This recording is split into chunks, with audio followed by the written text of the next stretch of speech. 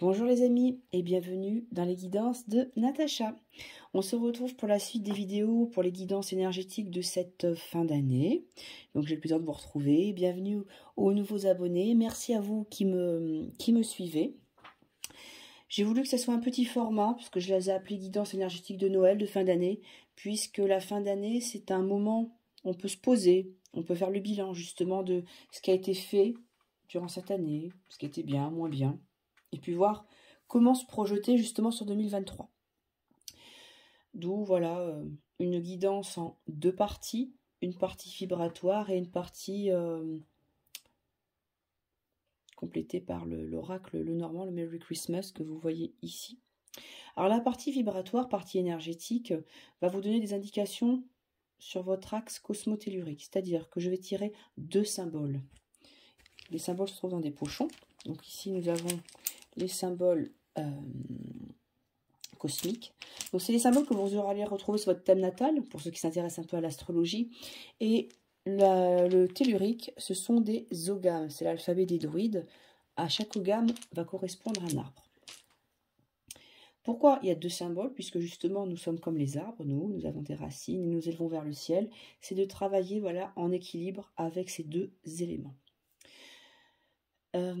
L'énergie cosmique va vous propulser, va vous donner une intention vraiment générale, quelque chose qui vous porte. Et l'ogame va vous permettre de la concrétiser dans la matière. Le symbole cosmique planétaire qui va sortir, si cela vous parle, ça va être intéressant de regarder au niveau de votre thème natal, dans quelle maison il se trouve et sous quelle influence zodiacale. Puisque justement, pour moi, le fait que ce symbole sorte, c'est Neptune, si c'est le nœud sud, si c'est un symbole particulier, ça va vous indiquer que ce point en particulier est en train d'arriver et qu'on vous demande de le travailler. Voilà. Et comment vous pouvez travailler ce point particulier? Alors, vous voyez devant vous des bracelets, donc ce sont mes créations. À l'origine, je travaillais principalement avec des runes et des ogames au niveau vibratoire de ce que la personne avait besoin. Et après, je complétais au pendule pour les perles de pierre, voilà, qui pouvaient compléter le bracelet. J'ai voulu utiliser les planètes, puisque j'ai toujours été passionnée d'astronomie et l'astrologie également. Et j'ai voulu combiner justement les deux symboles. Ce qui va être intéressant, c'est qu'on va pouvoir travailler. Donc là, je vous montre, par exemple, là, vous avez Neptune. Ici, vous avez Jupiter. Donc, je tiens à préciser que c'est gravé sur du bois de chêne véritable. Ici, vous allez retrouver le Soleil. Ici, vous allez retrouver Vénus. Donc là, c'est vrai qu'ils ont été écrits, c'est des modèles en résonance avec la planète. Si on passe en bracelet personnalisé, il faut regarder quelles sont les pierres dont vous avez besoin, vous. Et ici, vous avez l'ogame de la mer. C'est le seul ogame qui n'est pas un arbre. Mais j'ai voulu vraiment le créer avec Neptune parce qu'on était en résonance vraiment dessus. Donc voilà, ces bracelets, c'est tout à fait possible justement de vous le créer. De toute façon, vous avez en dessous la vidéo le lien de ma page Facebook. Je vous invite à aller voir, comme ça vous verrez vraiment tout ce que je peux proposer. Et ou alors la boutique Etsy, mais elle est un peu moins à jour que la page Facebook. Voilà. Et puis, toujours dans la partie vibratoire, j'utiliserai le pendule et mon cercle de chromathérapie pour regarder avec quelle couleur vous allez pouvoir travailler. C'est-à-dire avec les cristaux, quelle pierre on pourrait rajouter au bracelet, quels vêtements vous pourriez porter, quelle couleur vous pourriez utiliser en méditation. Voilà, tout ça, on le regarde dans cette partie vibratoire. Et après, deuxième partie, je tirerai 3 cartes de l'oracle Merry Christmas. Voilà. Bon, sans plus attendre, on va regarder quel est le signe concerné par la vidéo. Donc c'est l'oracle, c'est la partie astro de l'oracle des astres. Quand je vous ai dit que j'aimais les planètes. Et là, ce sont nos amis poissons qui sont concernés par la vidéo. Allez, on y va. On va regarder par quelle planète, quel est le symbole cosmique, qu'est-ce qu'il leur est demandé de travailler en particulier pour les amis poissons.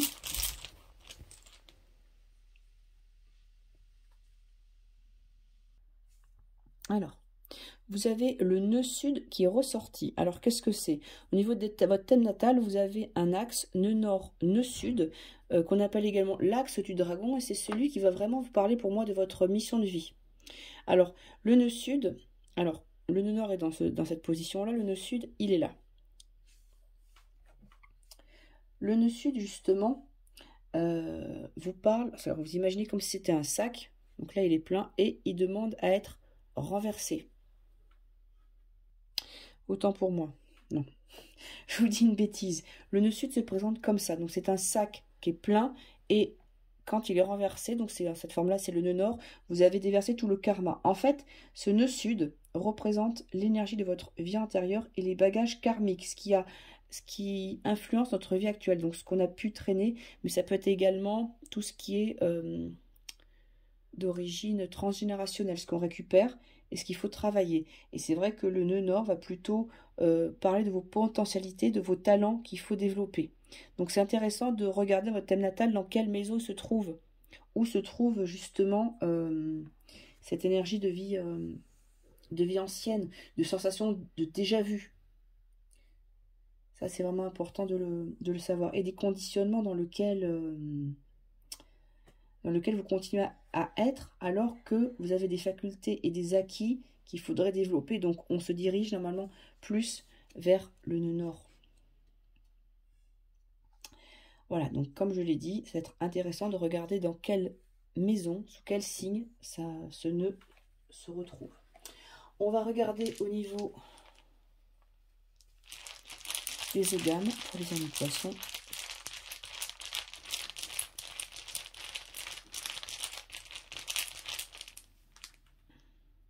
Ah, c'est le hêtre. Intéressant. Le hêtre, c'est l'arbre qui vous parle de votre passé. C'est celui des mémoires anciennes. Donc là, dans votre quotidien, puisqu'on est sur l'influence tellurique, on va vous amener justement à aller creuser du côté de ces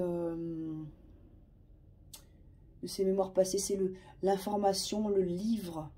Vous allez sûrement rencontrer des synchronicités et travailler pour pouvoir, là les deux se répondent pleinement, travailler sur ce nœud pour le renverser et en faire un nœud nord, justement. Et vous diriger justement vers ce qui est le mieux pour vous. C'est-à-dire vraiment vos facultés, vos points forts. Donc le hêtre va vraiment permettre de faire remonter tout ça à la surface, parce qu'il y a des choses anciennes qui doivent être traitées. Ou même, sans parler de karma, de cette vie actuelle, peut-être des blocages sur l'abondance, des blocages au niveau du couple, quel que soit le type de blocage, ces choses reviennent et c'est maintenant qu'il faut les traiter. Voilà ce qu'indique en tout cas ce double tirage. Si vous souhaitez travailler ces points particuliers, je vous invite à reproduire ces signes. Et bien entendu, ça me ferait un plaisir de pouvoir vous confectionner votre bracelet. On va passer tout de suite. Hop, je bouge un petit peu la caméra au niveau cercle, demi-cercle de chromathérapie pour voir avec quelle énergie les amis poissons peuvent travailler. On va partir sur du jaune.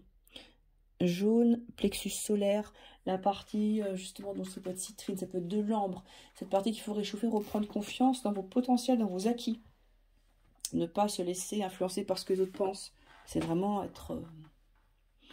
être bien avec tout ce que vous possédez. Donc ça peut être également du quartz rutile, ça peut être toutes les pierres jaunes, la pierre de soleil. C'est tout ce qui va venir illuminer votre cœur, votre aura, vous redonner confiance et vous réouvrir à l'abondance. Alors, j'ai une autre couleur, j'ai du magenta, donc c'est du rouge foncé, que ça pourrait être du grenat, ça pourrait être de la jaspe rouge également.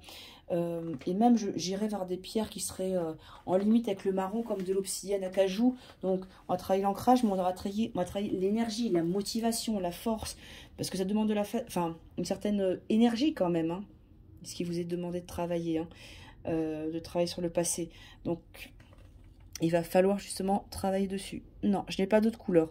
Donc, je vous invite à utiliser, que ce soit en pierre, en vêtements que vous pouvez porter, ou même en couleur, en soin que vous pouvez matérialiser, le rayon de couleur jaune et le rayon de couleur, le nom magenta. Donc, c'est du rouge foncé. Pour moi, c'est le grenat. Alors, ça sera l'équivalent du grenat allemandin, un grenat assez foncé. On va regarder de suite quels sont les signes. Quels sont les signes? Quels sont les symboles? Quelles sont les cartes qui ressortent? Donc, ça, elle est sortie toute seule. La carte de l'enfant. On va voir la suite. Donc, je n'aurai plus qu'à en tirer 2. Bon. J'ai même pas besoin d'en tirer. Elle saute toute seule pour vous, amis poissons. Elle saute tellement que... Voilà. Ok, bah, le message, il est là. Donc, on a l'enfant, on a l'archange Gabriel. Alors, c'est l'équivalent de la cigogne dans le normand classique. Et on a le marché de Noël, c'est l'équivalent du jardin. Pour ceux qui pratiquent le normand, c'est pour ça que je vous donne les équivalences. Puisqu'il est sur le thème de Noël, c'est pour ça que vous avez un petit peu des thèmes en relation avec Noël. On parle d'un enfant et de Gabriel. Là, sincèrement, alors ça peut ne pas parler à tout le monde, on peut parler de l'arrivée d'un enfant, d'un projet de conception qui justement arrive. Ça peut être également quelque chose de nouveau, un projet, alors pas forcément lié à la naissance d'un enfant, mais ça peut être un projet que vous chérissez comme votre enfant. Et la nouvelle vous est amenée. Ça a un vrai changement qui arrive dans votre vie. Un changement très positif et qui se fait de façon publique. Puisque le marché de Noël, c'est là où on va se retrouver, on va se regrouper. Donc pour moi, il y a donc oui, cette idée d'enfant, donc on peut le prendre en tant qu'enfant bébé, mais on peut le prendre également en tant que projet, en tant que nouvelle relation. Vous le rapportez à ce qui vous parle, qui arrive, et c'est une bonne nouvelle. En tout cas, il y a puisque c'est quelque chose qui est fait de façon, comme j'ai dit, publique, avec les autres, en partenariat avec les autres, et justement, il y a peut-être ce moment de partage qui arrive justement parce qu'on a envie de communiquer ce bonheur à tout le monde. Ça peut être également de retrouver votre enfant intérieur. Vous vous reconnectez à votre propre enfant intérieur, à des plaisirs tout simples où vous faites plaisir